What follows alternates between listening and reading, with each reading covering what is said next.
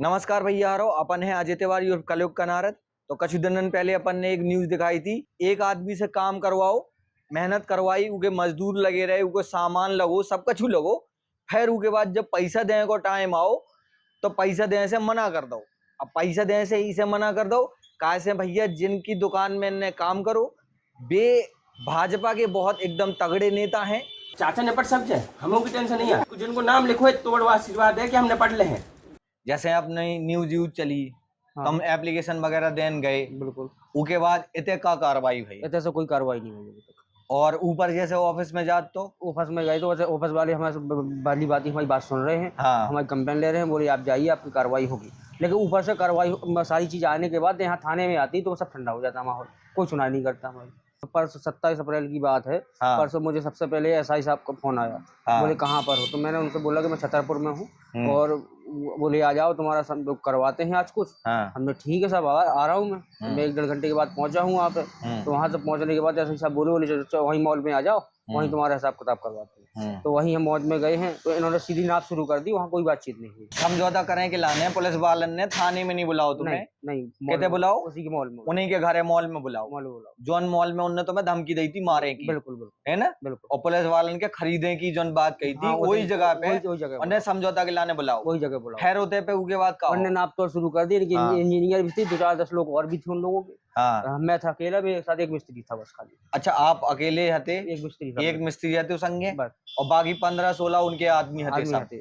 तो भैया तुम काहे लाने चले गए यार? तुम्हें जब ऐसा ही साहब को फोन आया तो हम तो भाई हम तो पुलिस कह रही है आना है तो हमको आना, हम चले गए। हम क्या कुछ कार्रवाई हमारे ऊपर करने लगे पुलिस। फिर उसके बाद का वो तो नाप तोड़ शुरू हो गई। नाप इंजीनियर है इनके ने अपने हिसाब से ही नाप करी है।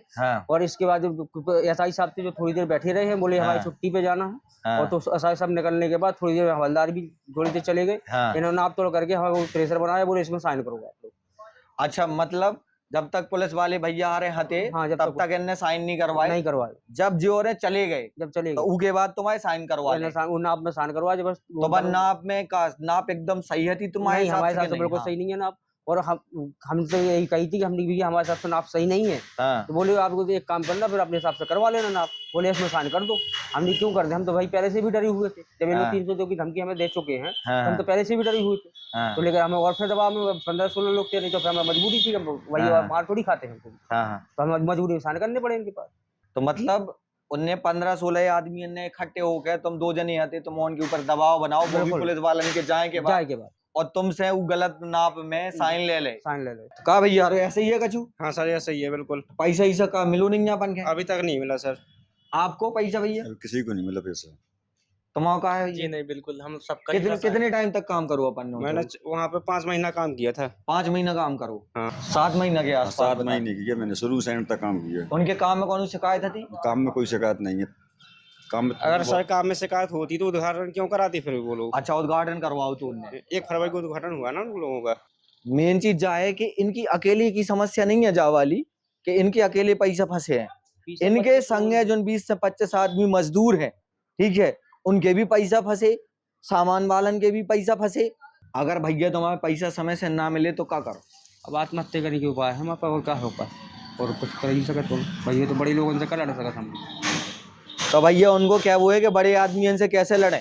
जो उनके भतीजे साहब थे तो उनको एक वीडियो है उनमें भी कह रहे के लिए तुम पुलिस वालों के कितने खिलाओ और हम कितने खिला सके कि जब आदमी सामने से कह रहे हो कि हमने पुलिस वालन के तुम कितना खवाओ, हम उसे ज्यादा खवा दें, और पुलिस वाले ऊपर कोनो एक्शन नहीं ले रहे, तो ई को मतलब 2 ही है। या तो उनके ऊपर कोनो राजनीतिक दबाव है, मान लो जैसे विधायक जी को, कैसे विधायक जी के खास आदमी उन्हें भैया नामांकन करवाओ तो वे उनके संगे लगे हैं, या फिर दूसरा दबाव सही में पैसा को है। लेकिन अगर पुलिस वाले भैया से अगर ऐसा दबाव कोनो है तो फिर पुलिस वाले भैया ने एक काम कर में एक रेट लिस्ट लगा दे में बाहर कि ई वाले केस में इतने पैसे लगने, ई वाले केस में इतने पैसे लगने, तो पब्लिक उस हिसाब से पैसे को इंतजाम करके अपने अपने केस निपटवाऊं लगे।